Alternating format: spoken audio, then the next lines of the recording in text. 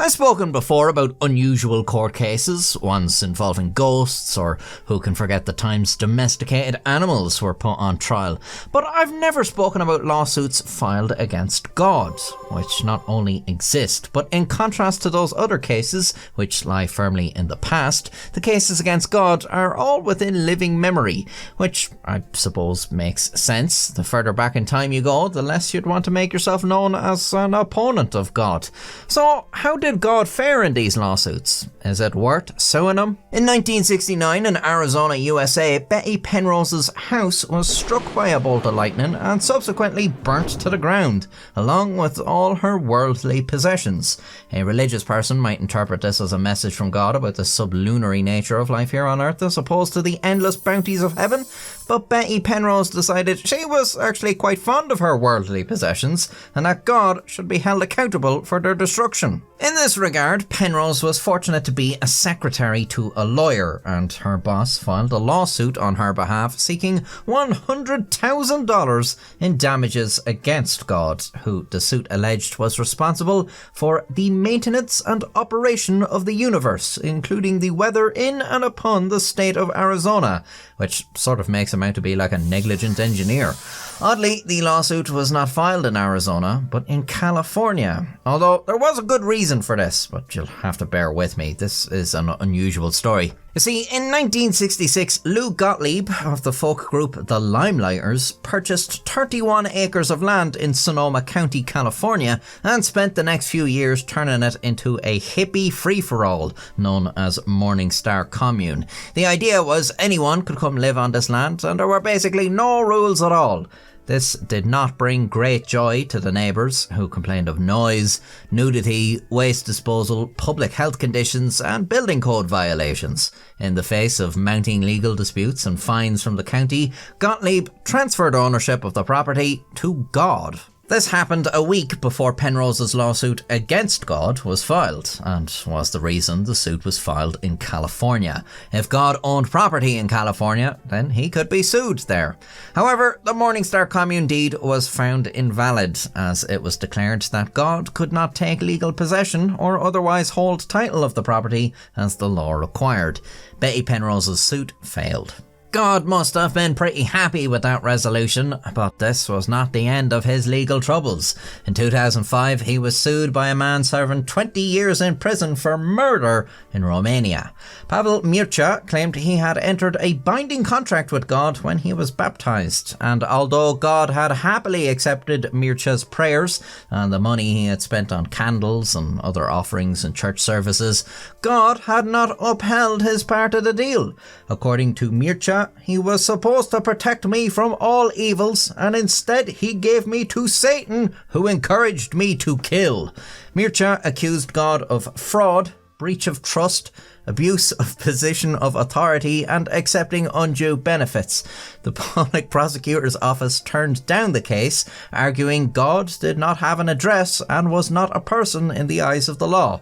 Sounds like they don't have a very high opinion of the homeless in Romania.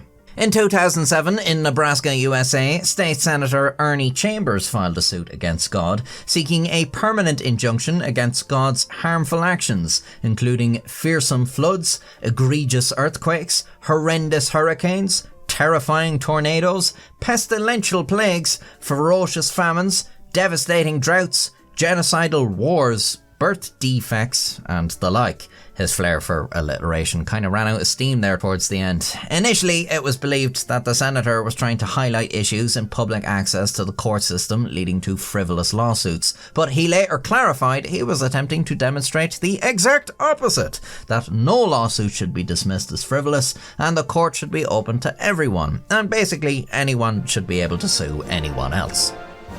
I feel like his case sort of illuminates a bit of an issue with this though. I mean, if thousands of people filed suit against God until the courts were clogged with these types of cases, does that not sort of compromise the public's access to the courts?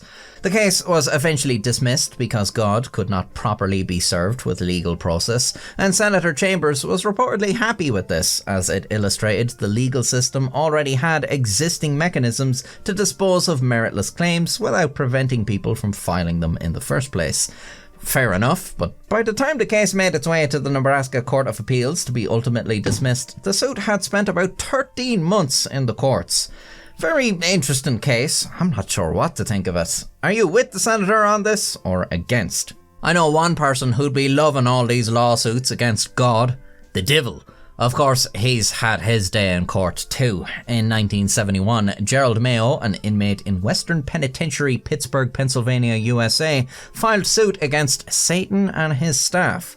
The suit alleged that Satan has, on numerous occasions, caused plaintiff misery and unwarranted threats against the will of plaintiff, that Satan has placed deliberate obstacles in his path and has caused plaintiff's downfall, and had therefore deprived him of his constitutional rights in violation of the United States Code.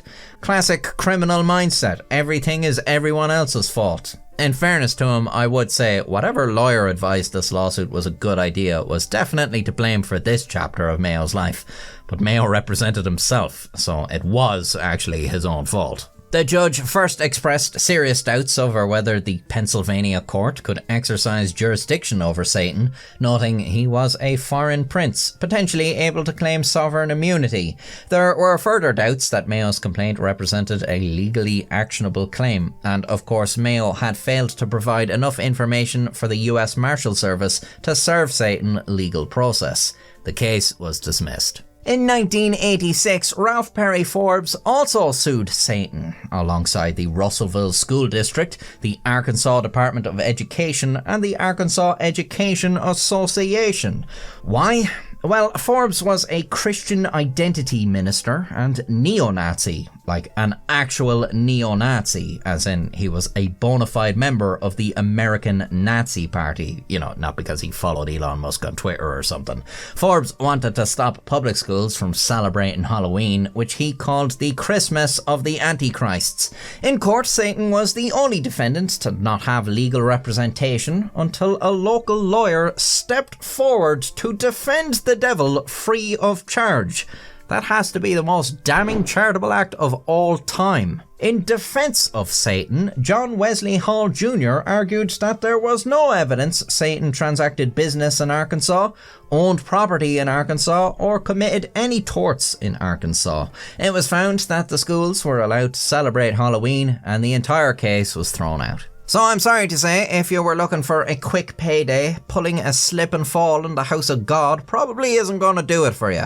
At least in the US, the problem seems to be the address at which God can be served papers. So if you can ascertain a postcode for heaven, you might be onto something.